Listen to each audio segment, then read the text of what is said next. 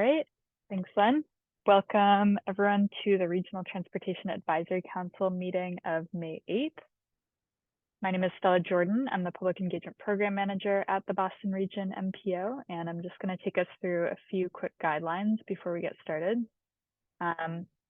First, I'll read our notice of non-discrimination. You are invited to participate in our transportation planning process, regardless of your race, color, national origin, including limited English proficiency, religion, creed, gender, ancestry, ethnicity, disability, age, sex, sexual orientation, gender identity or expression, veteran status, or background.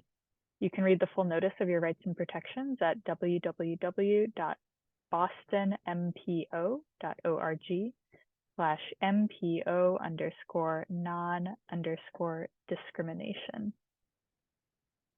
This meeting is accessible to people with disabilities. Zoom products are compliant with exceptions with the following standards: Web Content Accessibility Guidelines 2.1 Level AA standards and revised Section 508 standards. If you require any additional accommodations in order to participate fully in this meeting, or if you have any technical difficulties, please contact me, Stella Jordan, of MPO staff at sjordan@ctps.org or at 857-702-3675 or via the Zoom chat box. The meeting guidelines I'll read through. All participants will join the meeting with muted microphones. Please rename yourself to include your first name, last name, and affiliation.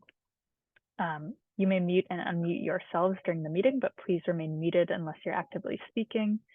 And to participate in the discussion, please select the raised hand function. You can find this by clicking either on the participants button at the bottom of the screen and a window will pop up with a raised hand button at the bottom, or in the reactions button in the toolbar and the chair will call on you. And if you're on the phone, you can use *9 to raise your hands. And I'll hand it back over to Len to take us through introductions and public comments.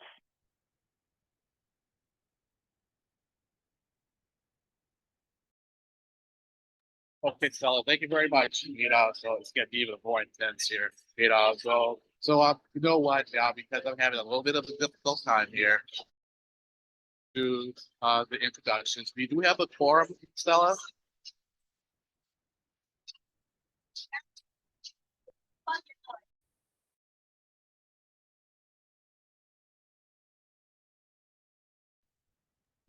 Sorry about that. Yes, we do.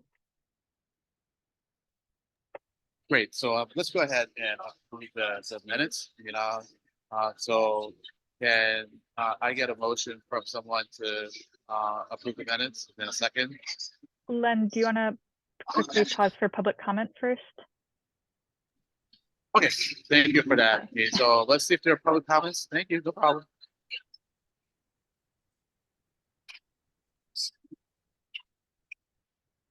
Are you seeing any hands, Stella?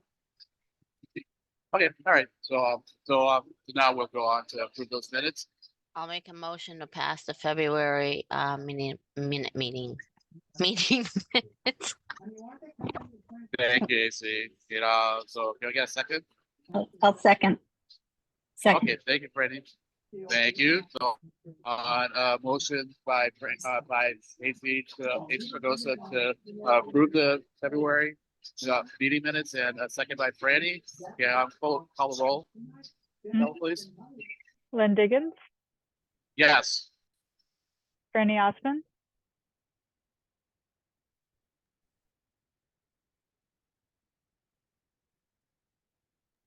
Yes. Okay. Anna Cristina Fregoso? Oh. Yes, aye. John McQueen? Yes. Owen McDonald? Yes. Okay, I believe that is all of our voting members. Raise your hand if I missed you, but that motion should carry. Great. Thank you very much, Pete. So now, we're going to have a presentation on bike and head counts. So it was a really good presentation that was done by Casey. Back in February, Casey Cooper. Thank you. And so I would be I know this is something that the advisory council is very interested in, so I asked Casey if she'd be willing to come and talk with us, and so she was very happy to do so. In fact, kind of contacted me again about a month ago to say, I really want to do this. Are you still up for it? And I said, of course. And so here she is this month to talk about bike and ped counts. Thank you, Casey.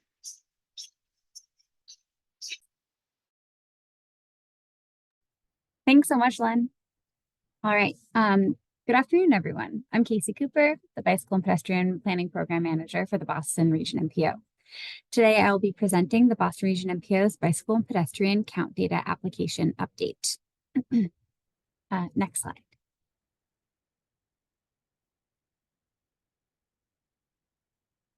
Before we begin, I would like to clarify that I will be mentioning bicycle and pedestrian data throughout this presentation. When I do, I'll be speaking about count information that documents the number of people observed walking and rolling at locations in the Boston region. Next slide. The Boston Region MPO has collected bicycle and pedestrian count data since 1974 to inform transportation planning decisions. Gathering data about the number of people walking and rolling provides the opportunity to evaluate long-term trends, estimate demand for bicycle and pedestrian access, and assess changes in usage before and after projects are implemented. After the MPO's historic bicycle and pedestrian count records were digitized, MPO staff were able to create a web application in 2009 to share the information with the public. In January 2023, the MPO board funded a discrete project to update the original application to make the data more accessible to a variety of users. Next slide. Through the discrete project, we worked on 3 efforts related to Boston Region bicycle and pedestrian data. We updated the count data application, improved the manual data collection process, and developed an automatic data collection process. Next slide. Today, I'll begin by providing an overview of our count data application and the updates we made to the resource. Next slide. While the original application created in 2009 was functional, the presentation of data was aesthetically dated, and the application did not present information about people walking and rolling in an ideally consumable way, or easily consumable. This was the opening view of the platform. Next slide. Users needed to zoom into the map for location points to appear, which they could then select as illustrated on this slide. Next slide. When users accessed the data in HTML format, the application presented the data in a way that made it difficult to analyze trends and understand the travel patterns of people walking and rolling at the location. Next slide. In 2003, we modernized the count data application's aesthetic and usability, bringing it in line with the region's other applications. As shown in this slide, the new platform includes a legend that allows users to choose their base map and toggle several features, such as the Boston Region MPO boundary and various types of bicycle facilities, on and off. A new Download All Data button gives users a simple way to obtain all the MPO's historical bicycle and pedestrian count data with one mouse click. Also, the addition of a metadata button ensures that users understand the count data that they have downloaded. Next slide. When users open the count data application, they can click any count location point visible on the map. It's also possible to search for count locations by municipality or find count data that was collected in a specific year using the drop-down menus at the top of the application page. After a user selects a point on the map, an informational box hovers above the point, providing a brief overview of the count location. As shown here, the box lists the total number of count sessions that have occurred at each location, the date of the most recent count session, the total volumes during the AM and PM peak periods on that date, and the date of the oldest count session. This information is followed by a hyperlink that opens a tab displaying data from the count session. Next slide. The new tab with count location details features a map at the top of the page that illustrates where the count data was collected. This map includes the same legend offered on the application's main page, and above the map is a button that allows users to download location-specific data to analyze travel behavior, accompanied by yet another link to the metadata, like on the first page. Below the map are bar graphs illustrating the count data collected at the location in chronological order from most recent to oldest date of collection. The data are shown in 15-minute increments, and each graph displays the count data for one mode, such as person walking, person bicycling, or person using wheelchair. Users can hover over each bar to see the specific number of people counted during each 15-minute segment of the count session. These bar graphs allow users to quickly understand temporal changes in pedestrian and bicyclist volumes throughout the day without having to download the data and create similar visualizations on their own. Next slide. The next portion of the work that I'm going to cover addresses the improvements we made to the bicycle and pedestrian count data collection process. Next slide. Historically, the Boston Region MPO's bicycle and pedestrian count data have been collected manually. Counts have typically been collected by volunteers, MPO staff, municipalities, state employees, and advocacy organizations during the months of May and September. We are improving the Boston Region's bicycle and pedestrian count data by updating the manual data collection process and developing a program to facilitate the process of entering data into our bicycle and pedestrian count database. Next slide. We have developed a new bicycle and pedestrian count data collection spreadsheet that we will encourage all data collectors to use when they submit manually collected bicycle and pedestrian count data going forward. In the past, 2 different formats have been shared for data collection. This complicated data standardization once the count information was submitted to us. Some data we regularly received were especially difficult to process because they were often submitted as an image of handwritten notes on a printed copy of a PDF document. This format created some room for misinterpretation and made the process of inputting count information to the database time-intensive. To avoid confusion and streamline data input, we will replace both previously distributed data collection documents. Manual data can now be collected using the newly designed spreadsheet on a tablet or other mobile device, or data collectors can write out their count notes and transcribe them into the spreadsheet after their count session. Next slide. Our primary focus was making the new data collection spreadsheet as user-friendly as possible, while ensuring a straightforward format for manual data collectors to report their bicycle and pedestrian count information, as shown in this example of one of the spreadsheet's data input tabs. To facilitate the process of entering count data into our database, we developed a program that extracts submitted count data from the spreadsheet and programmatically submits the information to our bicycle and pedestrian count database. The key to this process is that all counts must be submitted using the exact same spreadsheet format. Fortunately, we've protected the entirety of the spreadsheet except for the data entry cells. By introducing this automated process, we can eliminate the potential for error during data entry and inputting, as well as reduce the time we spend on the task. Next slide. The final element of this project that I'm presenting will be our efforts to expand the Boston Region's bicycle and pedestrian count data by acquiring automated sensors to count people walking and rolling. Next slide. To better understand and plan for safe and comfortable walking and rolling conditions throughout the Boston region, we've purchased 4 EcoCounter mobile multi-units, pictured on this slide, to collect continuous bicycle and pedestrian travel data. The ability to constantly gather information about people's walking and rolling behavior will provide insight into temporal variations within a given day, as well as differences between travel choices on weekends, weekdays, and holidays at the same location. Gathering this information would be logistically challenging and prohibitively expensive to collect manually. Automated sensors address these limitations and will allow us to collect data from the same location over time, providing continuity in a way that the practice of welcoming counts from those willing to collect and provide data often does not. With our automatic count sensors, we intend to deploy the devices at a variety of locations within the Boston region. Each set of automated counters will be able to provide insight into the travel behavior of people walking and rolling on both sides of the street at a given location by installing them on opposite sides of the roadway to count the number of people traveling along the sidewalk and near the curb. Each count device will remain in place for a 2-week period at one location and will be rotated between the selected locations during 2 consecutive years, collecting data twice at each location for a total of 4 weeks of data per count location. Those locations where the EcoCounter mobile multi-units are installed between mid-October and mid-April during the first year will be the site of another automated count sensor installation between mid-April and mid-October the following year. This will ensure that the Boston Region MPO has data for each location during both warmer, longer days and shorter, cooler months. Next slide. To select the count locations, we identified municipalities for consideration by constructing an equity score that provided greater weight to municipalities with equity populations, as well as populations who display less auto-dependent behavior. MPO staff used a combination of sociodemographic variables such as age, race, ethnicity, limited English proficiency status, and disability status, and travel behavior indicators such as private vehicle ownership and commute mode to construct the equity score. This equity score helped staff create a ranked list of the 97 municipalities in the Boston region, which was further refined by the MPO's 8 subregions.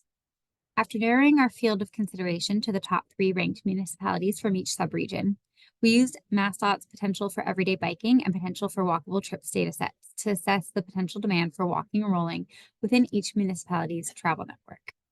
We are in the process of selecting several locations within each of the top 3 ranked municipalities of the MPO's 8 subregions to propose to each municipality the idea of counting people walking and bicycling at those locations in the hope of receiving local insight and support.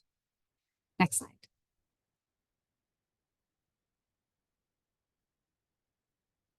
We were able to accomplish a considerable amount during this discrete project, but we still have more work planned to continue improving the Boston Region MPO's bicycle and pedestrian count data. Next slide. We encountered a technical constraint that limited our ability to include some desired features in this iteration of the bicycle and pedestrian count data application, but we've compiled a list of improvements that we would like to implement in the future. We'd like the ability to search for count data within a range of years. The application currently allows users to search for count data collected during a specific year, or by default shows data from every year that count data are available. We'd like the addition of a location type drop-down menu that would allow users to view all the count data collection points located along the street segment, at a street intersection, along a bicycle and pedestrian facility segment, or at a bicycle pedestrian facility intersection. We'd like the addition of a bicycle and pedestrian facility drop-down menu that would allow users to view all the count data that are available for a given facility. We'd like the ability to view which count locations have data for multiple years. We'd like to be able to visualize how the count volumes at a location have varied over the years by mode. We'd like to be able to easily compare available count data from multiple locations. And we'd like to be able to see all modes from a specific count session on one graph. Next slide. Currently, each mode is presented by its own bar graph as shown in this slide. Next slide. A line graph that shows every person counted during a 15-minute segment at once, as illustrated on this proposed information slide, would help users quickly demonstrate the travel behavior at the location on the count date. Next slide. As we look towards deploying our new count data collection spreadsheet to manually gather information about people walking and rolling in the Boston region, we need to update the count data collection tutorial pages on our website and add the spreadsheet to our relevant web pages to ensure that the public has access to the file.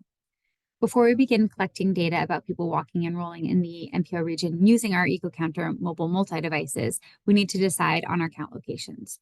Once we've accomplished this task, we will deploy the equipment. We hope to increase the number of locations where we're able to collect information about the number of people walking and rolling for continuous 2-week periods of time by adding more mobile multi-EcoCounter sensors to our collection.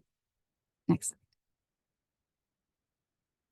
Our goals of continuing to refine the count data application, improve our manual data collection efforts, and grow the Boston region MPO's automatically collected bicycle and pedestrian count data are all endeavors that require financial investment and staff time. My hope is that with the MPO board support, we will expand the Boston region MPO's bicycle and pedestrian count data and improve stakeholders' experience interacting with the information that we share via the count data application. Next slide. Thank you all for your time this afternoon. This work wouldn't have been possible if it weren't for my former colleague, Ben Krepp, who recently retired. He made the ideas for this application update a reality. Renik Basu created the equity score that we are using to select the locations where we will install our automated sensors for 2-week periods of time. I'm looking forward to finalizing our selection soon so that we can begin collecting data throughout the Boston region with our automatic count sensors and learning from the information that we gather. Does anyone have any questions? Thank you, Casey. Appreciate it. So let's see if there are any questions. I'm gonna switch over to a screen that allows me to see the participants list. So John McQueen. Hey, hi. Good afternoon. Good afternoon. Casey, thank you. Very important stuff. Keep going. I guess from personal experience, you need, at least on rail trails or multi-use paths, I think you need to look at this data directionally at best in terms of the accuracy, because from personal experience, I mean, I've done counts as I've been riding, let's say the full length of a rail trail, for instance. And I've found that even on consecutive days, the counts will vary in various parts along the route from what it had been at the trailhead. And at the end of the day, there were some surprises on various days, and they were rideable days, and more or less like your September or August days. On one day, I surprisingly had more pedestrians than bicyclists. And on another day, consecutive day, that was for the whole route. Okay. I had, it was like 65% bicyclists and, the rest being pedestrian. So, I mean, and it can vary in terms of the proportions, the relative proportions throughout that route, even on those days, to where, for instance, a lot of times near a parking lot or a trailhead, you might have more of a concentration of pedestrians, for instance, just because of the access and the limited, amount of mileage they're going to be doing. But and again, I think it points to the number of times and locations you can have on a particular north-south route, for instance, on a day, or the number of days. I know it's time consuming and expensive, but it again, it can give you some directional data in terms of what the usage is on a various roadway, pathway, location. Okay, it's like a limited level of service measure. Thank you. Yeah, no, that's really interesting. And we are fortunate that our automatic counters do provide directionality for the cyclists. And I'll have to clarify. I think we do also get directionality for pedestrians now that I'm remembering what the application looks like, which is great. It doesn't, give us any more nuance. So I think something that will be interesting will be to mix in manual counts along with automatic counts to kind of paint more of a picture of what's going on, because the way that our manual counts are structured, we differentiate between children and carriers, joggers, walkers, cyclists, people using a wheelchair, and other users. So I think that those are really valuable for getting a better picture of what's going on. But just for overall volume and directionality, we're really fortunate to be able to be starting up this larger automatic count program. I'm excited to see what we learn, and I'm sure there's going to be some growing pains along the way.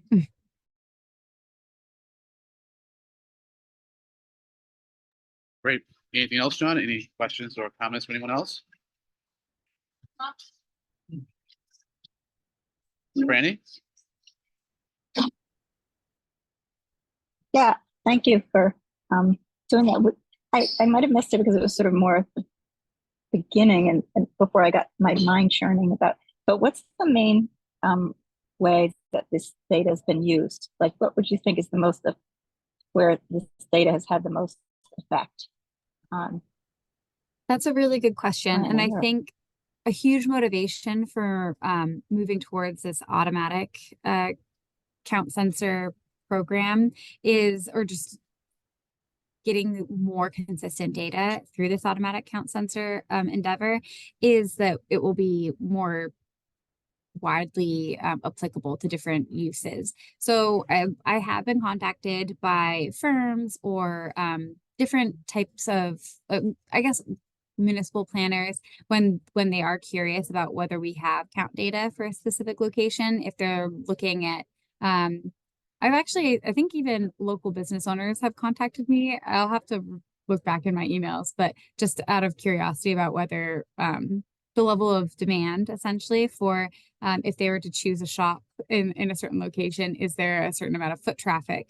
But I think that the nature of our data as we currently have it, it's relatively sporadic because it's so largely volunteer based that we will have someone who is interested and willing to share their time and give us such a big generous donation of their time and effort by sharing these counts that they have collected, but then there isn't a guarantee that they will be collecting that data at a comparable time again. And so by having this more structured program, I think we're going to be able to really do some proper analysis of travel behavior of people walking and biking. Yeah, I had two other things. Oh, sorry, you had cut out, so I thought you were done. I had two other comments. One is that in the past we learned about some GPS oriented car data, and it seems to me that everybody carrying their phones everywhere, we could get a lot of data that way. And I also wanted to, I think you kept mentioning the wheelchairs at the same time as the bicycles, and I was thinking that it seems to me that the behavior is more similar to the pedestrian, the walkers, and so just because they both have wheels, I think it would make sense to report them together with the walkers. And there was just one other thing. Oh yeah, that big map you had with the blue dots. Can you share that again? Was that a map of the Boston MPO? So the map with the blue dot. Okay, thank you. That was fast. You Is can that the one just you're tell looking me. for? Oh, yeah. Yeah. So the Is that the brighter Boston portion, MPO? yeah, is the MPO. Hmm. Okay, so I would love to see data where there have been, but I guess there's no pre-data, but out in the suburbs where we've been a lot of new bike trails, be able to somehow gather data on those. But it's hard to get pre-post. But unless we do it throughout the whole region, it's limited. So I hope that some of those automatic counts are in places out there, and so those businesses and those planners can take advantage of it too.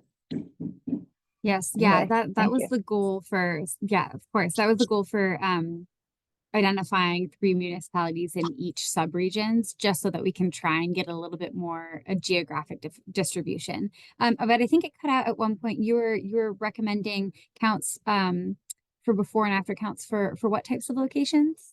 Oh, the bike trails. Oh, the new shared use trails. Awesome. But Yes, also, I think. do you do any of the phone-based ones? Have you done phone Us here. tracking? Have you done Here. phone-based? So essentially, my understanding is that the data sets that use this type of phone tracking data are really, really expensive. So they're outside of the scope of what we can afford to purchase. But we have been able to access some statewide purchase data in the past. My understanding is also that we have concerns about the quality of some of that data. And so we're not entirely sure how accurate it is. So we've kind of moved away from looking at that data right now, but that's not to say that we wouldn't try and get access to it again in the future. But for right now, it doesn't seem like it's where we feel comfortable with the quality for using it for our purposes right now. And then the one point that you made about wheelchairs, people who are using wheelchairs, is we do consider wheelchair users pedestrians. So when I'm talking about pedestrians, I'm talking about wheelchair users, but in reality, when we're talking about like walking, then I say walking and rolling, I guess, if that makes any sense, because there are people who are on bikes and wheelchairs, they're both rolling, if that makes sense.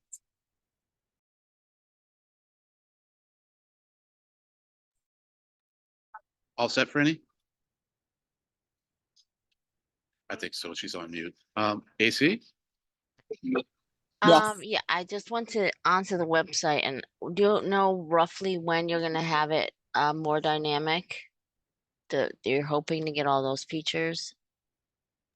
No, so a lot of that is dependent on funding and also staff time, which is also additional funding. So we threw it into the UPWP universe this past year. It didn't get funded. So this is something that we will add into our multi-year planning and try and bite off bit by bit in our efforts. But of course, that means it's going to take away from other work that we are trying to do with the bicycle and pedestrian program. So we're hoping to either get more funding for the program over the years, or maybe in federal fiscal year 2026, maybe there'll be more support for the update. So we'll see. I'll keep my fingers crossed, and we'll keep chipping away at trying to make these improvements. There's also Okay. some, like I said, the technical constraints. Hopefully those will be addressed before, and then it'll be easier to incorporate these changes. Yeah, I'm trying now to like look at the information like those graphs and whatnot. There's nothing here. I'm like having a hard time finding how to use this, but Oh, okay, all right. is it taking a long time to load, or are you not able to navigate to the specific pages? It's just the only thing it's giving me is the map, and then you can click. Oh, I see. It's underneath. My Yeah, mistake. and then there's a hyperlink, and then it'll take you to the specific location if that Oh, helps. I Mhm. see. All right. Yeah. Okay, no, I'll Yeah. use what's available and hope No, for of you. course. Yeah, I and wish you you luck. can thank you so much. And you can download the data, and please feel free to reach out to me if there's anything I can do to help, or if you have anything you'd like to share, I can add it to our running list of improvements. Thank you. That's John. Yeah, hi. Thanks again for this. Couple of things. In terms of combining the groups, I think, at least the way I did it, it was wheelchairs, walkers, as walkers or people with baby carriages were pedestrians. Joggers were pedestrians, obviously. They just were going faster in many cases. But I categorized the skaters, inline skaters as pedestrians, but the people on the skateboards or scooters, I put them more in the bicyclist range just because of the kind of appliances they had and the kind of movements, I suppose. But that's just such a small segment of it anyway. On the other point that I wanted to make, again, on the directionality of the data, if you have any people accessing the data or wanting to use the data for really significant investments, be it infrastructure or retail or such, I would encourage them to really go beyond that on their own and do an in-depth drill down study on a more everyday basis and full length of that corridor that they're interested in, to really get a true sense of what the traffic might be. And also what I did was when I was writing and making the counts, I only took the direction that I was going because I didn't want to double count people coming that had gone one direction and were on their way back. So anyway, good stuff though. Keep going. Thank you so much. Yeah, that's all really helpful insight. So thank you for sharing. And I hope we'll be able to provide some helpful information. And I think you're right. I think if they're interested in making a financial investment, they should probably do a little bit more detailed homework. So, but we can be their first stop, I'm sure, if we get enough data. Well, I'm going to ask a few questions and we're going to wrap up this section. So, first off, Casey, on page 12 of your presentation, I think this is kind of going along with what John was asking about. These the who counts as what are those categories finalized at this point? So you're talking about with the manual data collection spreadsheet? Yeah. I mean, no, I think everything is yeah, flexible. So All right, because I was wondering, so the baby, on being carried by bike, that kind of counts as let me blow up things a little bit. That oops, blew it up too much. That counts on child carrier Yes. whereas, and things like the child carrier being in a stroller being, it just seems to me that would be more of a cyclist than a child carrier, you know what I mean? Similar to like the tandem, because I was like, well, if you had a baby be in the back there instead of like a person pedaling, you still consider that a cyclist. I mean, so I just put that out there. I'm sure you have good reason for doing things that you've done though, but it just No, that's a fair point. yeah. And let's see, the other one was so with the other, I guess I'm interested in drawing a distinction between anything not human powered. So the last one, which has like the human powered scooter, to me, it's definitely different than anything that is motorized. And I know that later on you go and talk about e-bikes and counting e-bikes. I think it's really important to count e-bikes. Maybe the inclination at this point is maybe not to do so because they're not legal on paths, but we see them a lot. And I think that really affects people's feelings on bike paths, so I just put that out there. And let's see, I had some other questions. Let's see.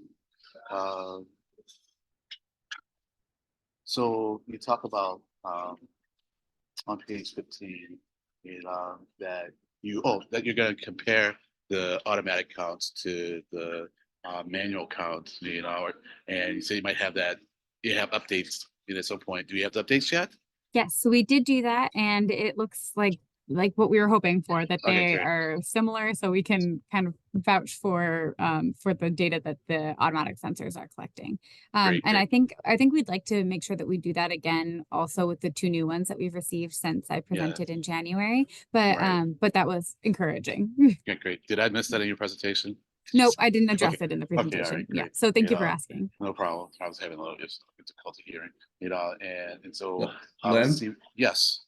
One thing on your e-bike, I think it is important to capture the e-bikes, but I found that it was increasingly more difficult to capture whether an e-bike was an e-bike or a physical pedal bike, because as the technology progresses and the proliferation progresses, it's getting less and less obvious of where whether it's an e-bike, I guess, if you're just passing them. Because the bulk isn't there with the battery in some cases. It used to be really easy. You look at a bike and you go, hey, that's an e-bike, or they all have fat boy tires, things like that. But I'm finding they're getting a little more difficult to categorize, but you'll sort that out. Yeah, okay. Well, that's a good point. And for me, it isn't really a matter of what it is as much as it's how fast it's going. And so then maybe the way to get at this is the speed of movement. So whether, because if the e-bikes are going as fast as the Well, non-e-bikes, then, because to me, it's really a matter of like, what is the maximum speed kind of that we were expecting on a bike path, Right. and then what happens if there's a collision. Now, if they yeah, okay. I can belabor the point, but you got my point. Exactly. No, Yeah. I'm on the same page with you Yeah. there. Yeah. I think if you captured the number of e-bikes and it increased, you need more measurement experiences on a route. Yeah. But if you found a larger concentration and then you also found a lot of complaints in that location, then you'd have a little bit more of a correlation on the e-bike. Yeah. Yeah. I certainly wouldn't have situation. I certainly wouldn't have a problem with e-bikes. No. I just want to finish my thought. I I wouldn't have a problem with e-bikes if they were going slower. And so it's really not the vehicle, it's really the speed. So it's the speed and whether or not you do the rules of the road for bikes. right. Yeah. Right. Okay. Okay. And with respect to before and after, I think this is kind of like what maybe Franny was getting at. It would be nice when we do things like in Cambridge and Somerville where we're trying to make it safer for cyclists to see if there's an increase in the number of cyclists, because I have some friends that are kind of skeptical about the roadway changes that we're making. And I say, look, we're doing it for safety. We're really not doing it so much to increase cyclists. it'd be nice if that happened, but we certainly want to make sure that the cyclists that are out there are safer. And they're like, but I mean, I thought the whole point of this was to increase cyclists. And I can't say that that isn't something that is promoted, or as a reason for me asking, the public to go along with this. So it'd be nice to see, whether or not the changes in configurations lead to more cyclists. So that could be a basis for thinking about where we do the studies meet. And then my final question is, have you thought about how we can maybe, with respect to the manual surveys, we encourage people to do those surveys in the areas where you want the surveys done? Yeah, so I actually just sent out an email asking for suggestions for locations, trying to find out where people really care about getting the manual data essentially. And we're over the summer planning to revamp our manual count selection process a little bit more by consolidating the locations that we're going to be asking for volunteers to count at, so that we have more of a focused effort essentially versus I still think we'll welcome any counts that people are willing to give Yeah, us and yeah. post them. But I think by highlighting locations that we think are really valuable and of course, we're going to take the suggestions into account, but also a huge factor is looking into which locations have like a great amount of regional significance or might be good locations to look at for before and after type counts. I think that's a huge component of what we really want to be doing. So certainly with our automatic counters, we're hoping to do a lot of accomplish a lot of before and after type counts. That's part of why we want to reach out to the municipalities as we're thinking about these locations. I think reaching out to the municipalities is going to be helpful for us to identify anything that we aren't aware of that's going on in the municipality. So is this location an especially good choice because they're also planning to add a bike lane or a path or a separated facility there in sometime in the future? Then for sure we want to count there. And then yes, so with the manual count locations, if we get a lot of suggestions for a specific location and it turns out it's also a great candidate for before and after counts, we'll likely encourage people to collect there if they're willing to volunteer their time. Great, thanks. And just a note to Stella, I'm keeping an eye on time, going to adjust the agenda to compensate. Andy, this really will be the last one. Len, just to respond to kind of the things that you were raising, is I put a link in the chat because there was something worthwhile contributing from some of the work that we've done in Cambridge about micromobility and how that we're counting them separately and targeting specific things. But to the question that you are asking about things that you're hearing in conversation with other people, we definitely have data on like what has happened on the streets where we have installed the separated bike lanes, what's actually happened over time with injury severity as we've developed a network. So we're definitely looking at those questions. And yeah, the ridership counts are one piece. And like you also mentioned, the safety, the traffic safety piece is another. But that report is actually really good at exploring all those issues. So I also wanted to draw your attention to that link in the chat about those questions that you're hearing about. Thank you so much, because it was on my agenda to give you a call, Mr. Rieger, to help me out in getting some information. So great. So alrighty. Well, Casey, thank you so much for joining us. And as always, if we can help out anyway, feel free to reach out to us. You can just reach out to me or Stella, and we can relay what you want to the group. Or if you want to come and have a conversation with us, just let us know, and we'll fit you on the agenda just as soon as we can. All right. Thank you so much. Thank you so much for having me. And do reach out if anyone has any questions or wants to continue this conversation. Thank you. Great. Yeah. Casey, before you go, look at the text because I had a suggestion. Yes, I'm writing back to you right now. Don't worry. Okay, great. Thank you. All righty. So next on the agenda, let's do MOU update. Is that okay, Stella? Absolutely. Can folks hear me okay still? Yeah. Okay, sorry. Turn And my I can- headphones, so just making sure. All right. Yeah, so just to dive right into this conversation, I wanted to first start with a refresher on what conversations we've been having up to this point about updating the advisory council language within the MPO's MOU document.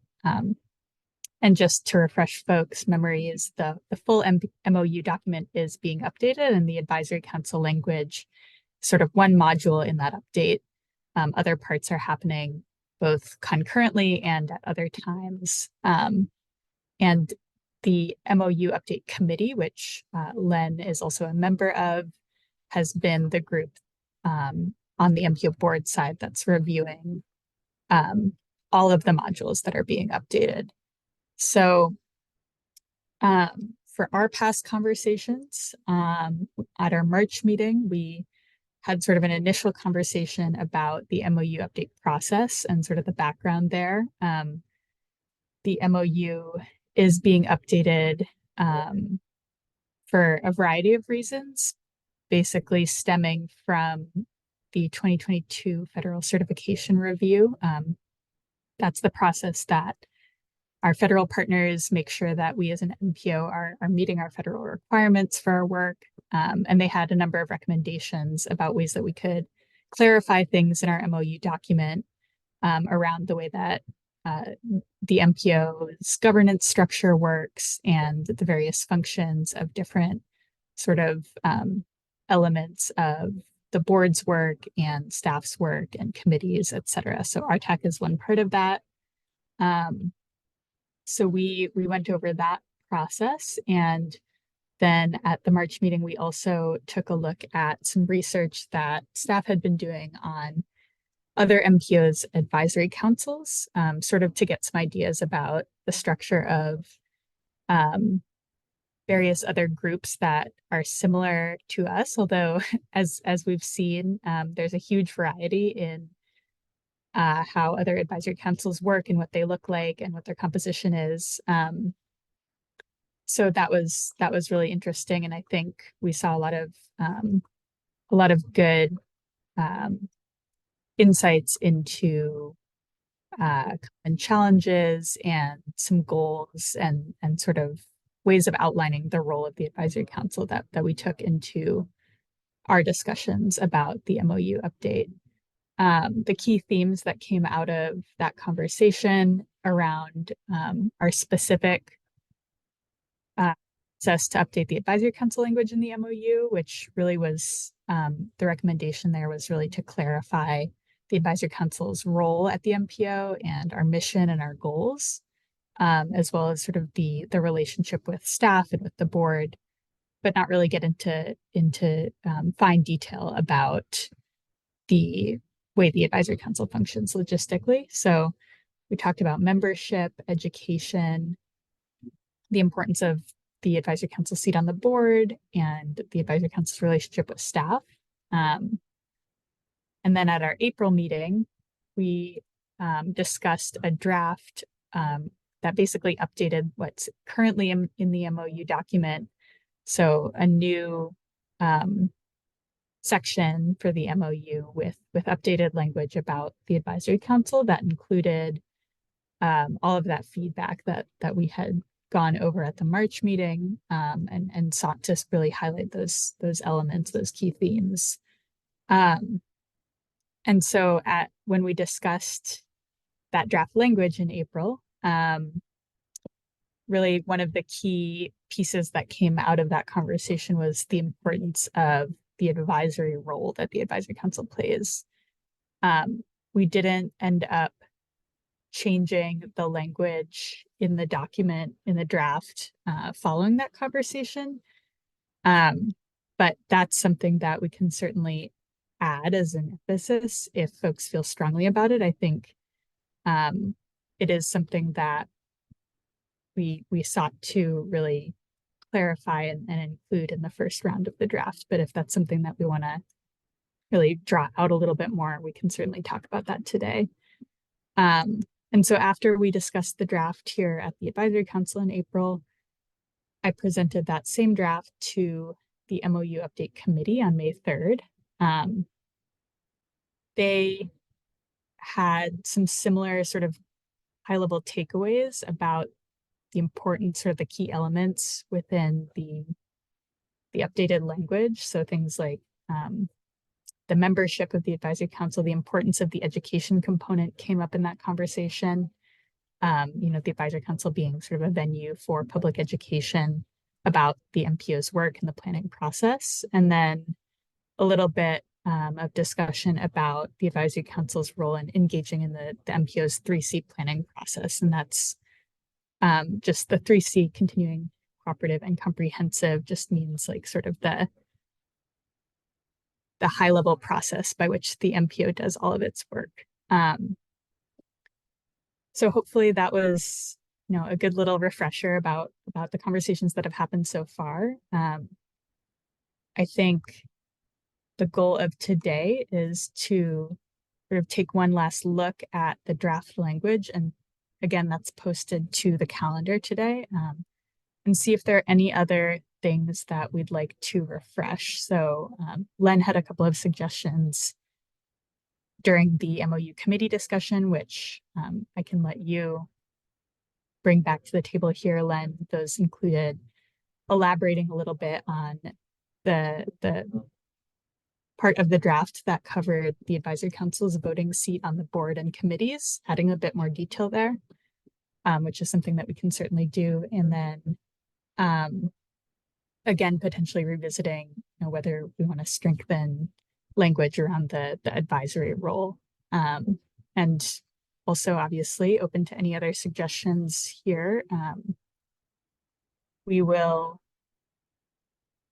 take the next few weeks to do another update based on the conversation today, and just sort of a note about timing. The MOU update committee has said that they aim to finalize the advisory council update module of the MOU by the end of June, beginning of July. So we'll probably continue the discussion about advisory council language at the June MOU committee meeting.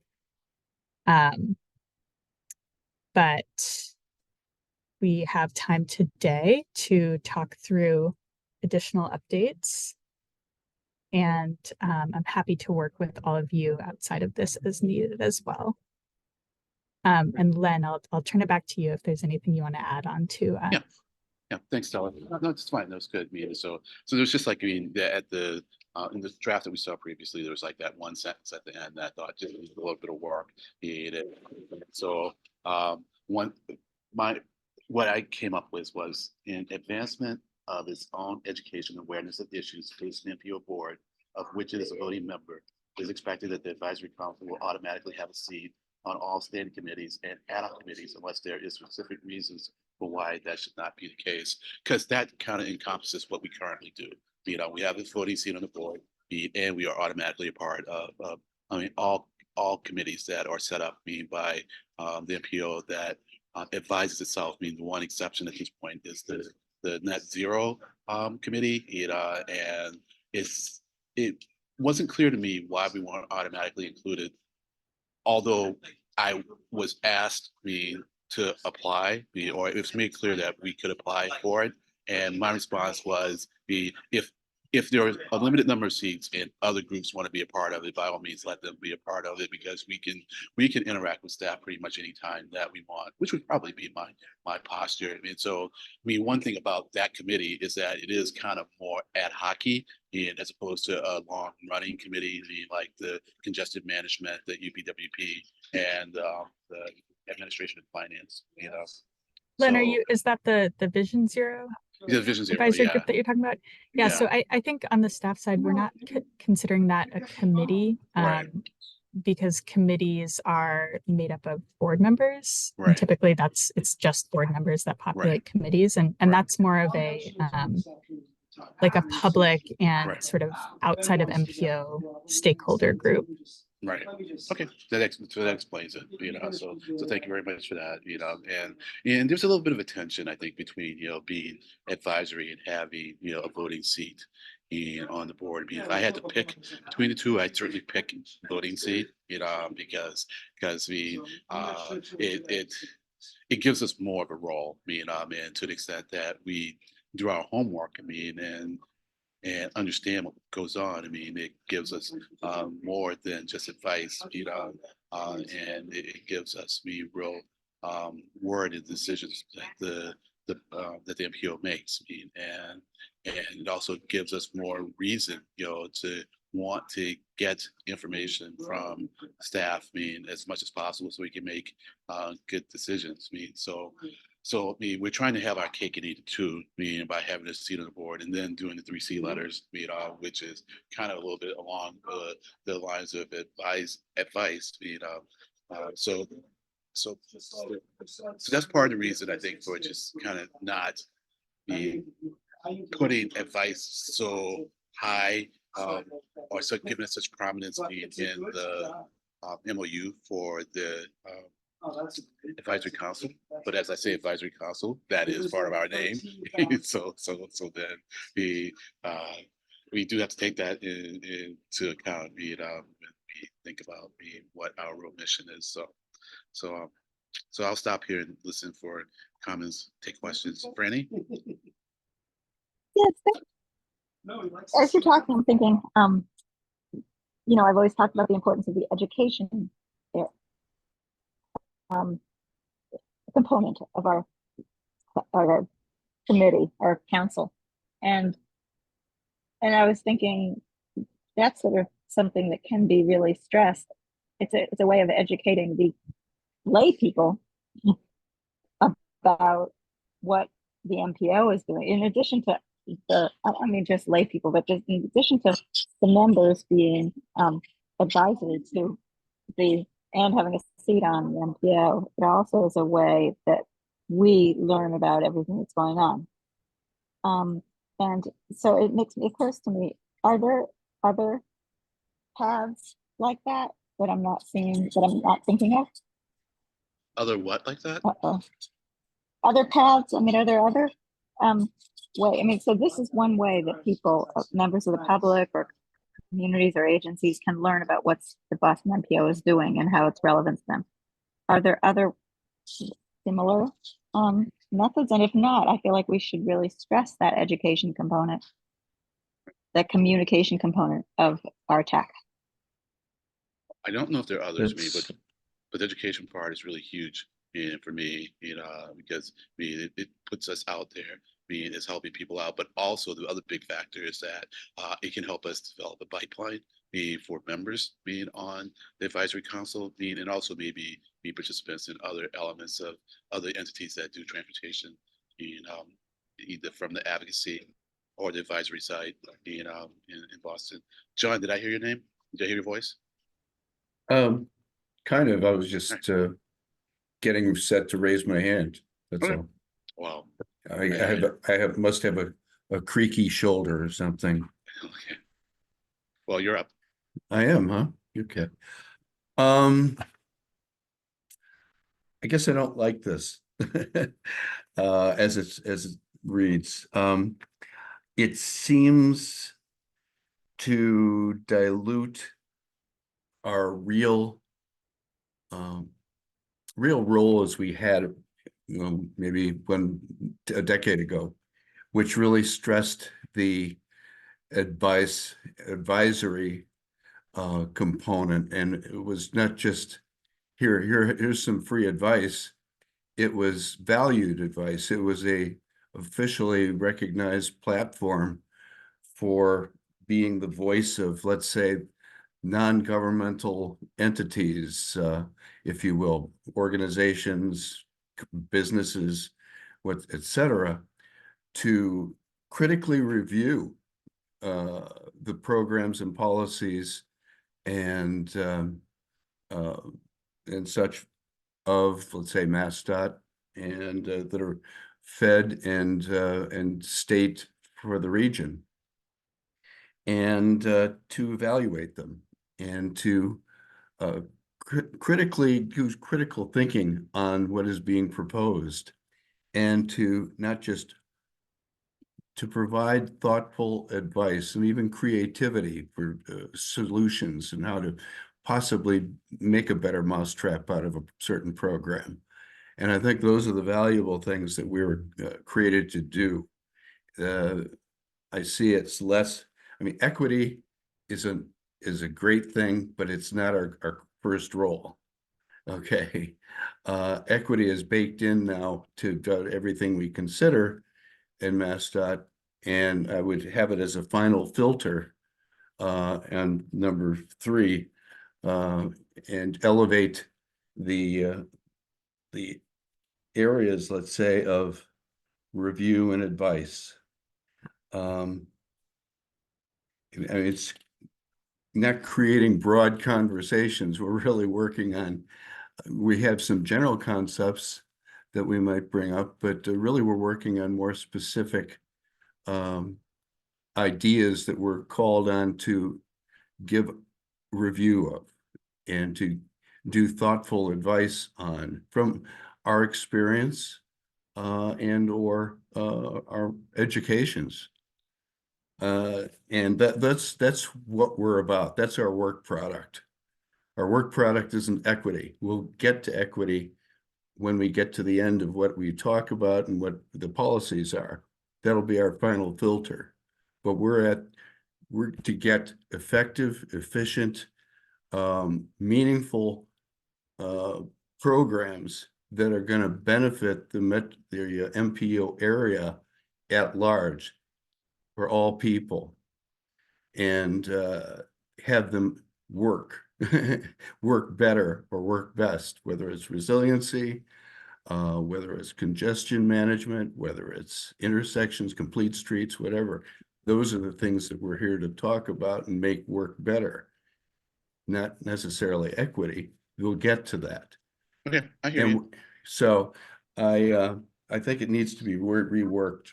Yeah. So I have a question for you then. So how do you balance out then that we also have a voting role on the MPO so that we, because when we do the advice, go ahead. I don't balance that out. I say on the quality of our advice, we gained the voting role over the years. The quality of our advice so gave historically we didn't have a voting role.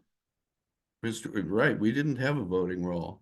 I see. We gained a voting role. Right. I've been trying to learn about the history of the advisory council. So when did we get that voting role? Oh gosh, I'd have to say roughly maybe 2017.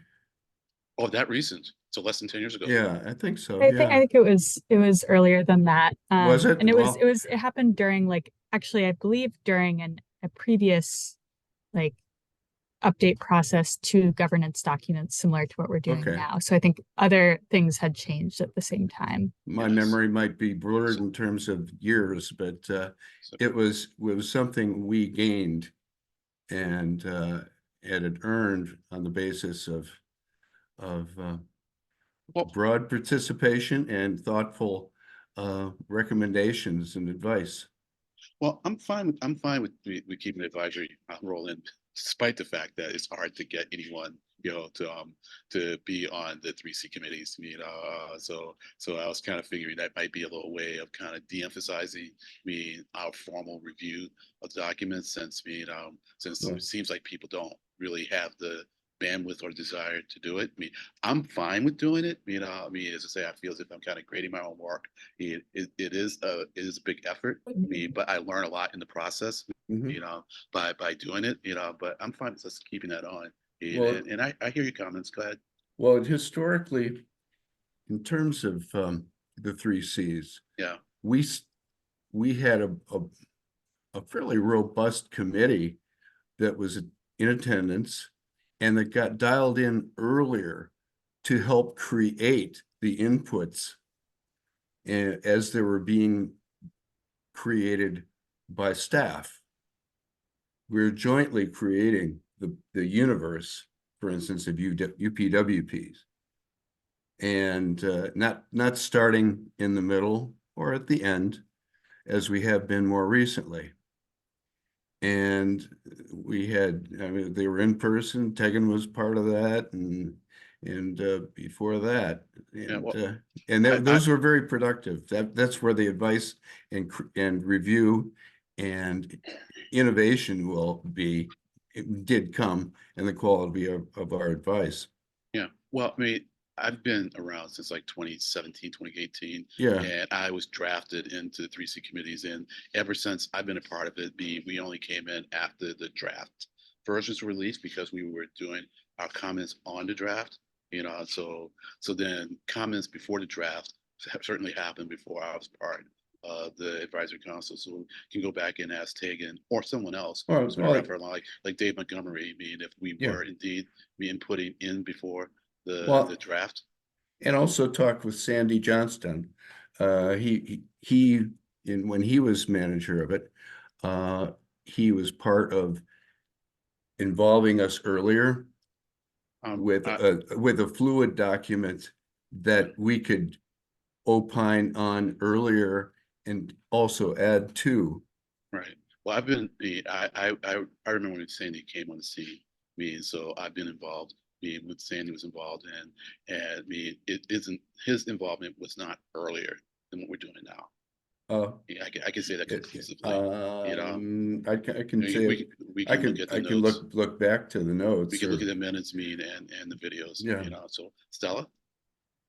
Yeah, thanks, Lynn. I just wanted to jump in on a couple of things. So firstly, just to respond to sort of like the 3C and advisory question, I think what I tried to like what we tried to do in this draft is really balance having the voting seat, prioritizing the advisory council providing a forum for education. So by nature, that kind of means creating space for broader conversations and allowing people who don't have necessarily the technical expertise to come in and gain that here. And then also balancing all of that with providing the advisory role and to me as staff liaison, looking at how our plans, programs, and documents are developed at the MPO. What we've really tried to do is bring that advisory role earlier into the process. So it's not just about the 3C letters during public comment periods. It's really about like talking to staff as we kick off studies, as we kick off the development of the TIP, UPWP, sort of having those conversations in the interim throughout this every stage of development. I think, part of this that I also want to just highlight is I think this is a really important conversation to have. And I'm really open to like, if folks feel that advisory role isn't fully being played out in the opportunities that you have to talk to other staff at the MPO and be a part of developing programs, we can definitely address that. I think for this document, for this, specific language within the MOU is a very high level document. So it's really not the place to play out specific details of like exactly where and how the advisory council engages in each piece of the development of each plan or program. It's really like sort of at a high level, letter writing is one way, participating in conversations is another way. These are details that I think we don't necessarily need to get into in this document. I think if we want to think about how we frame that out for ourselves a little more, and if there are parameters that we want to set for how the advisory council tackles these things, then perhaps looking at like our own bylaws and updating the way that we think about staff coming and engaging on various topics, that might be a better place to do that than here, because this really is meant to be a very sort of high level, like overarching framework for how the advisory council operates in relation to the MPO's planning process. Thank you. So We're there to review, evaluate, offer comment and advice as whether it's pro, con, or alternative. And that really is our role. Gotcha. Well, I think we have some feedback. We can work on this some more, and not saying things are going to change a whole lot, but certainly have comment worthy of consideration,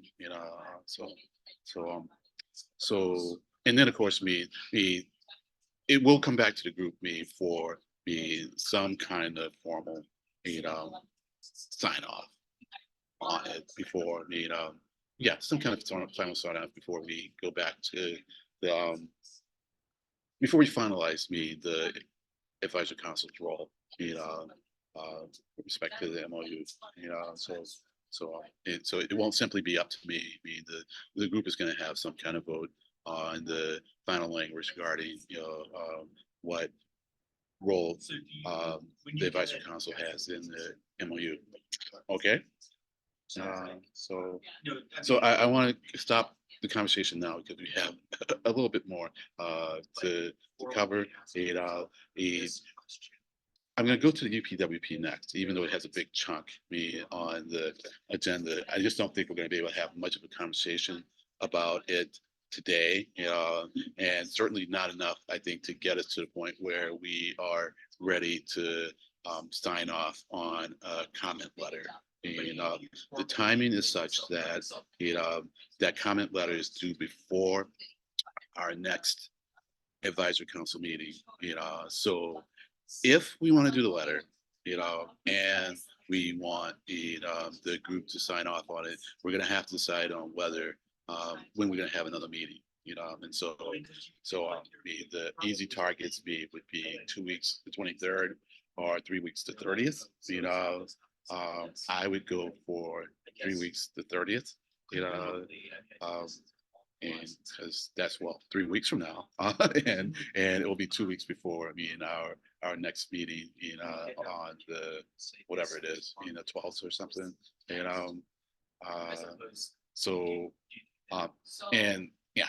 So I put that out there for folks to think about. I think we probably will need to settle on a date at this meeting, unless, Stella, you think we can just have me do a poll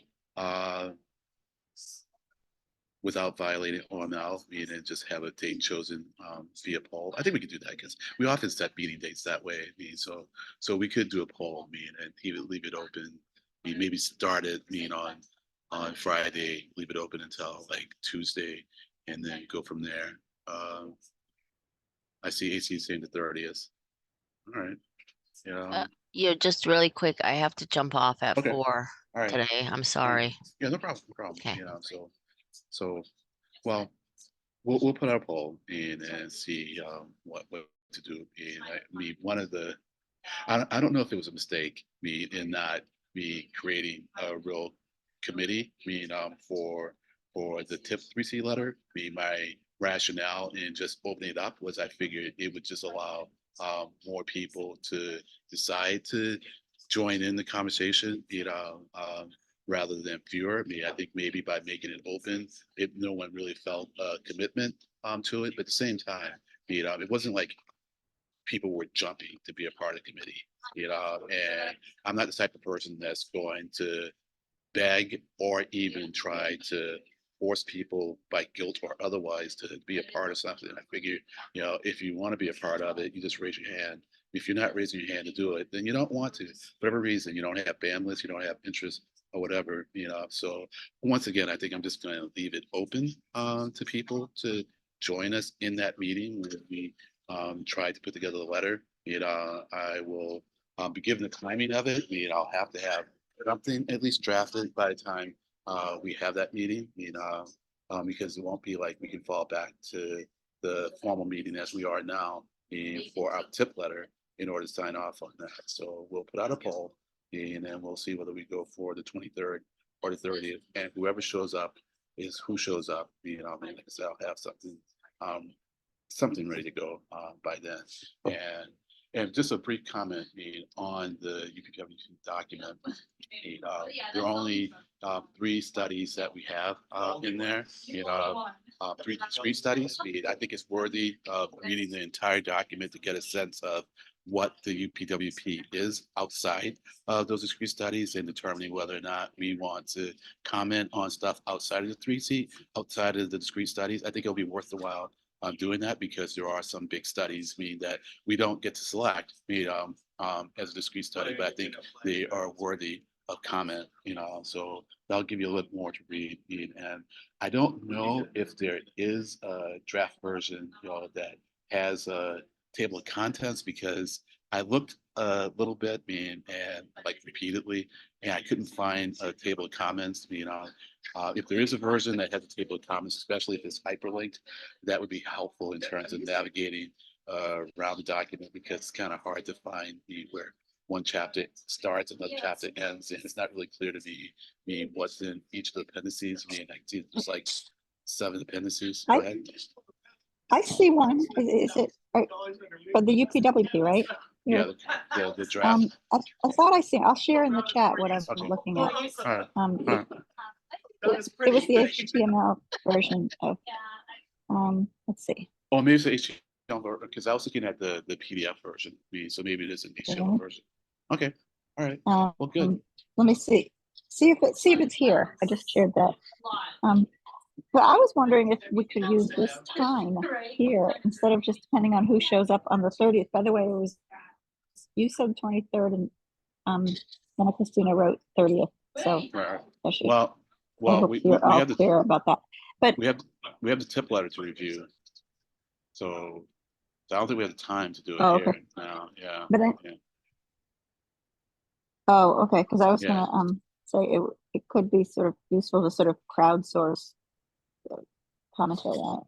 But I guess that happens at the meeting. The pre-meeting. Okay.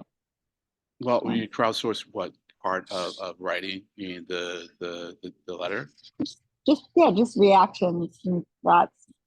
Just some commentary. Yeah, well, I'm happy. I don't know. I always find that useful, seeing what other people focus on. Well, as part of this conversation, first off, if one of these someone wants to take charge of writing the letter, that would be great. So is anyone like signing up to put together the 3C letter for the UPWP? I'm not. I'm sorry. Okay. And well, still though, if you have a section that you care about, by all means, please focus on reading that. So that when we do have the meeting on the 23rd or 30th, you can contribute your thoughts on that part of it. And so, as I suggested, it'll be good I think, for us to comment on more than just discrete studies, since that is so much of what the UPW is about. But and I will take that on. I think the discrete studies, are something that people be really focused on a lot. And I think comparison of the studies that are selected versus the universe is something I think would be helpful to staff, in understanding how the advisory council feels about the studies that were selected. So in one of the appendices, there's a list of the universe. I think it's Appendix C.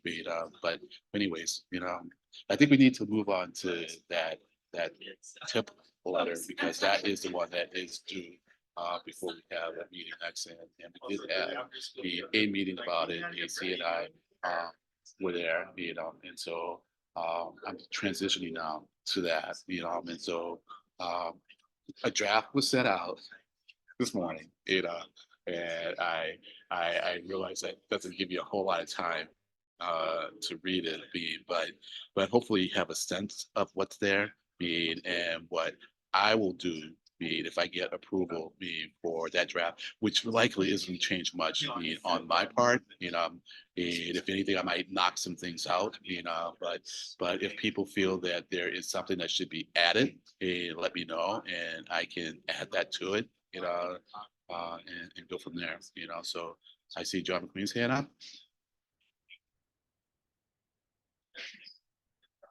Yeah, thanks. Sure. By and large, I think it's a great letter.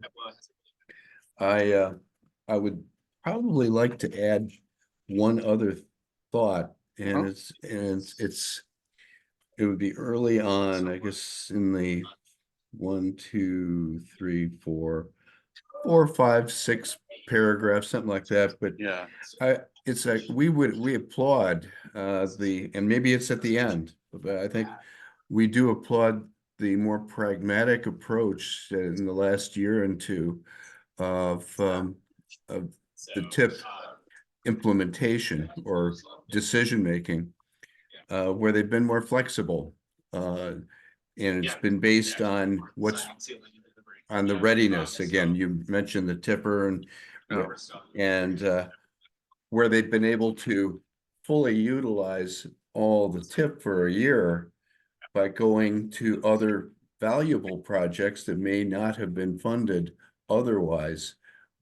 And they benefited from the wisdom of the staff to insert some of those projects when the ones that were earmarked for that spot were not ready.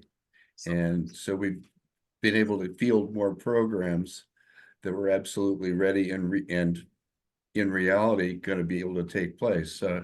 That's just a long thought, but I just applaud their pragmatism and flexibility on allocating. Okay, so I there is a section that is kind of devoted to that, and so it talks about MW CADA, MWR, TA, and the MassDOT and MBTA, so because we have struggled with having funds available in the near term year, and that we need to spend, and 2 years ago, I think, it was the meeting before we approved the draft where we got a list of projects that were available, and we're like, we need more time than this. And last year we got more time, and this year even more time. We weren't able to score them though, and so. But in the tip, it mentioned scoring them later on, and I did ask that we really try to score those projects. As a follow-up, I would, in that whole applause thing, I guess I would encourage the tip to have municipalities or contenders for the tip to get their projects shovel ready as fast as they can so that they can be in a position to take advantage of someone's, genuine inability to make their readiness date. So I think getting back to shovel ready and back when we had the old, what was it, recession, to have things shovel ready is key. Yeah, I guess it depends on the definition of shovel ready. Well, so. I mean, it's move your designs along far enough and fast enough and have them detailed enough and gone through enough due diligence and your permitting that you are ready to put that shovel in the ground. So I hear you. There's a discussion around that though, because and I'll come, because the challenge is getting to the shovel ready state, right? So we part of getting a project on the tip is saying that we are committed to your project, which then makes municipalities take their projects to the point where they are being shovel ready, and so and so and that's a particular challenge for municipalities, and that's why we have like the design pilot, the design assistance pilot, and so it's just the municipalities just really aren't going to have a project sitting around shovel ready that they're waiting for someone to come in and say, hey, we're here for you, and so the MBTA and CADA and MWR TA might be more in position to have something that's ready to go, but municipalities probably aren't going to have that. Yeah, but especially smaller ones. They may be ready. They may be allocated and ready for fiscal 29, but if they do more work on their design fast enough, they might, if someone drops out of 28, be able to get in. There aren't going to be that many opportunities, but to take advantage of it, be there. Okay, I'll let it go for now, and then we can come back and have a discussion about that later. Franny? Yeah, when looking at the letter, there were just two little comments. One is in where it says, in the third bullet, projects in the design pilot. Is it just identified that way as a design pilot, or is there more of a name that can, like, design pilot of what? For projects, me, I- so The- no, I appreciate that. Me, so I need to write this for not only me, the board and people who are really familiar with me, the Right, terms, me. right. So it was a pilot to help municipalities, be it was a design assistance, means I need to flesh that out a little better. Me, so Oh, it yeah, was yeah, a yes, pilot it is. to Okay. help with communities, being design their projects, Yeah. means so that they would have projects that they could put into the universe, because small municipalities generally don't Yeah. have the wherewithal, to take their designs to that 25% means that where we are now requiring them to be before we even consider putting them in the tip. Okay, and the other one was into like one or two down the Chelsea Revere. Where did that? I mean, I haven't heard that. Maybe because I wasn't at the meeting where we talked. I hate to discourage any experimenting with microtransit. But I hear that similar projects were not viable. I mean, I know Newton had that problem, but I'm just wondering about the history of this comment, because I sort of hate to discourage a pilot if they want to try it. I'd rather support the pilot, but ask that they look into spending more money on follow-up funding. Yeah. Well, so then I can Have add other that. ones. I can add that to the comment, and so look, I don't recall whether we talked about that pilot in one of our meetings, because there's only so many projects we can talk about when Ethan comes to discuss the tip with us. We certainly discussed it a bit So at whose voice is this? the board meeting. Well, it's my voice. It was that I did voice, at a board meeting. And it did come out of discussions, about the problems that we have with funding, NUMO, the Newton program, and so as I said then, I hope we're wrong. I hope I'm wrong, about how this turns out, and that it is wildly successful, but we have some other microtransits, that just don't seem to be working out well. And we have a history of these not working out. Right, given yeah. I'm gonna finish the statement, then stop. Yeah, finish. One of the reasons we can't fund them longer is really a kind of a legal reason. Given the nature of the program that we're in, we can only fund them for 3 years, as the MPO, and then they're kind of on their own with the other funding they get. We're not the only funding source. It doesn't seem though that they can keep going once we pull out, because we have to pull out. So I'm done. Your response? Yeah, no, I just it's just the particular wording in the place where it says, not only do we wonder funds are better spent on other transit projects in that area, but we feel is so I just feel like maybe it's going to lead to them losing their funding for that, and guess I would want to downgrade that language a little bit to still support them trying it, but maybe make a specific suggestion, like maybe if people are having trouble with 3 years of funding, we could institute a second 3-year funding section of the tip, something like that. Anyway, I just don't want to do them a disservice. Well, let me allay some fears.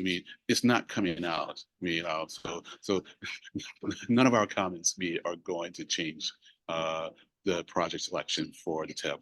And it's not really not even trying to do that, but I assure you that's not going to happen. That project's going to get 3 years of funding. It'll certainly get 1 year of funding.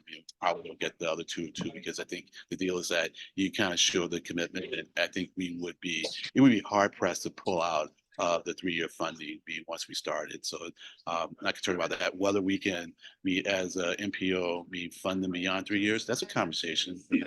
I don't know, but certainly if that's something that's possible, we can push for it. But look, let me request this, Franny. If you want to rewrite that section, please send me the rewrite. I think I have another week or two before the final is due. So if you can get me the rewrite by the end of the week, I'll incorporate that in. All right. If I do, then do. I would love to hear like Jim's needs, since I know the MWRTA has benefited from a lot of microtransit efforts. I'm sort of curious if Jim has any suggestions as to all right. anything we can say about them in that. So whether or not you want to say something now, Jim, it would be nice if we got some of your thoughts on microtransit elements in the tip. Well, certainly welcome Jim to chime in if he wants, but before he does, I'm going to go to Andy. Yeah, no, I just wanted to say on the letter, I'm glad that you are including support for the design pilot, because I think the issues that John was speaking to are definitely things that we think about in Cambridge pretty often. Even, considering applying to federal or state programs, it is pretty hard to meet certain timelines and be able to not necessarily know if you're going to make all the timelines in time. The other concern I have, again, too, is a lot of the shared concerns that I have that John spoke to, which is, getting to shovel ready is actually pretty complicated. And so hopefully the design pilot helps ease some of the concerns that smaller municipalities in particular have. So I'm just, I think as we think about giving advice for kind of trying to represent all the different communities in the region, I think that's an important piece of how it is to try to go after MPO funding for things. So I just wanted to offer my support for that statement. Great. I think shovel ready is just such, I think, misnomers doesn't even do justice to the extent to which I think that's an inaccurate term when it comes to planning, because projects, especially big ones, just aren't sitting around waiting for people to fund them.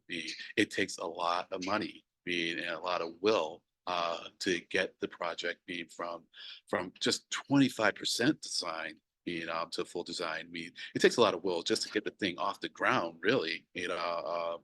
But you don't go from 25% design, to shovel ready without a commitment from a large commitment that thing's going to get built, and so that's why I said it depends on the definition of shovel ready. So if anyone is aware of any other cases where municipalities, any other locality where municipalities, just have projects that are waiting, for money, and they can start put the shovel. I'll even give you 6 months. Show me a locality where someone says, you give me money and I can start, working on it in 6 months. I'd love to know what they're doing, so that we can replicate it. So those are my thoughts on that. So I saw, I don't know if Stella's talking to me. I know we're kind of out of time. All right, let's see the statement about bike transit. So let me see.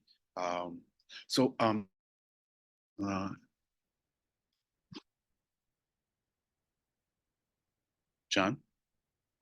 Yeah. Back to shovel ready.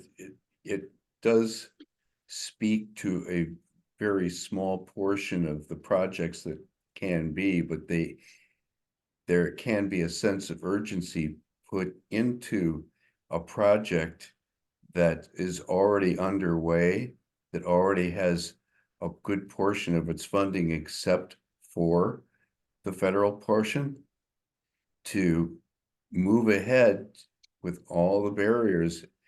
And if they have not just one fiscal, but a couple fiscal years to get to the point of shovel ready, they still might be able to leap ahead to an earlier fiscal year. I don't think that's so. That's a criteria that they had coming out of the Great Recession, I think, with, what was it, ARPA or whatever the big pot of money for infrastructure was then. Yeah. Okay, and it worked. Well, well, I guess maybe, yeah, I'm not sure how many projects got done Well, like really but fast. but some did. Okay, well, yeah, I'm just not sure what the percentage is. I mean, do keep in mind though, that it's not that the federal money that we provide is a small fraction of what they get. We provide 80%. So it's not like they're coming up with most of the money and then we're adding our little share. I mean, we're 80% of it, you know, and so if we're not there, they only have 20%. They're not going anywhere. I understand. I'm talking from reality. I have a project that has all its funding, non-governmental funding in place. 20%. Yeah, we got 20% for all the design and permitting. And we are at 25% design, or we've submitted a 25% plan. And, you know, we're going to move ahead with all, we're going to expedite moving ahead because we want to take advantage of an earlier fiscal year if we can get ready. I think, what's wrong with that? Why, if we already have the 20%, why let that just sit there unused? Well, you're assuming you have 20%.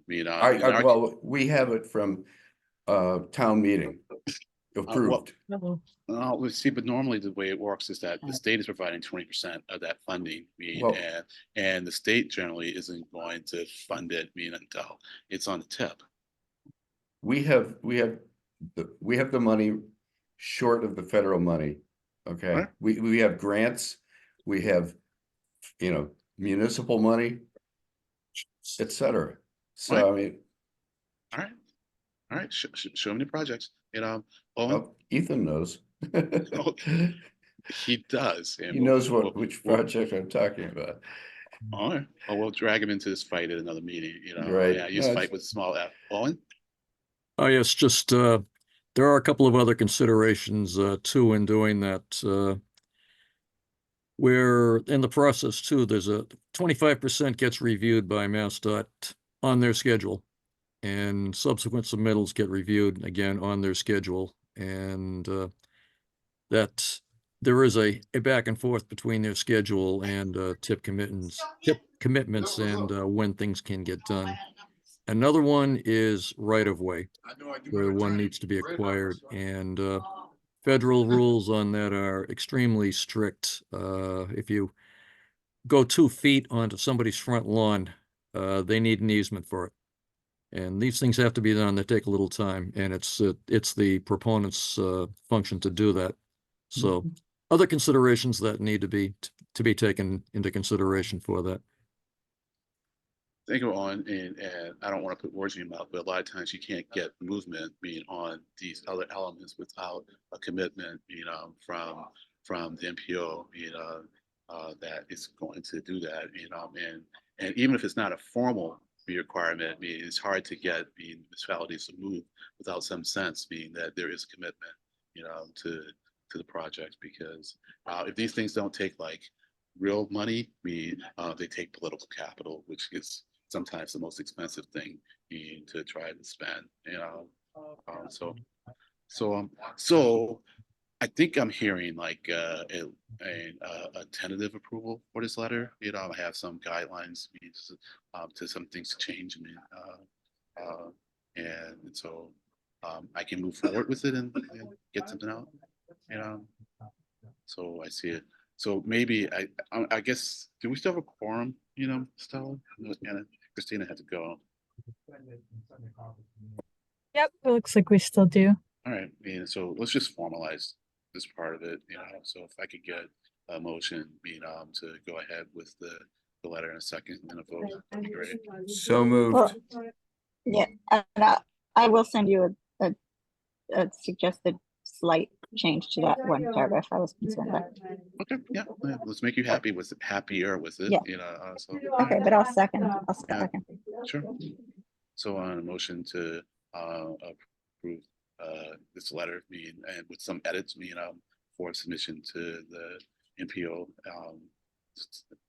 as our comment on the draft tip, and by John McQueen, and second by Franny Osmond. All. Len Diggins, Yes. Franny Osmond, Yes. John McQueen, Yes. Owen McDonald, Yes. Andy Raker. Yes. All right, great. Thank you all. That motion carries. Great. Chair's report. We did a lot of work on TIP. So I really don't have anything else to add at this point. In fact, I think we haven't had a meeting since maybe our last advice council meeting. If it was just to get the draft tip out. And we did tipper meetings. And we had an MPO update committee meeting. You heard about that. And we may have had a UPWP meeting, but we're having one tomorrow. And that's where we'll talk about I guess we'll release a draft at that point. And as I said, there are 3 discrete studies on it. Take a look at them, see how they compare to the universe, and let's hopefully have a discussion in 2 or 3 weeks about it. And I think at a minimum, we'll need to get a quorum in order to get something out. So I guess it'll depend on how many people at that meeting shows up. That'll determine whether or not we send out a letter. What I'll try to do, I'll try really hard, is to have a decent draft ready so that if people can only join for like the early part of the meeting, and they can come in and vote to move forward, and then we can finish up the letter in that meeting and then send it out along its way. All So right. today's approval isn't enough, Len? Well, that's for the tip letter. This is for the UPWP letter. Sorry about that. Yeah, so look, I guess I could take a vote on that. But I guess I'll leave that up to the group. If the group wants to preliminarily approve putting out a UPW letter based on the work that we do in 2 or 3 weeks, that could work. But well, of course I can't make that motion as chair. But you have 2 minutes to have a conversation about that and get the motion out and voted on. Otherwise, we'll just take our chances in 2 to 3 weeks.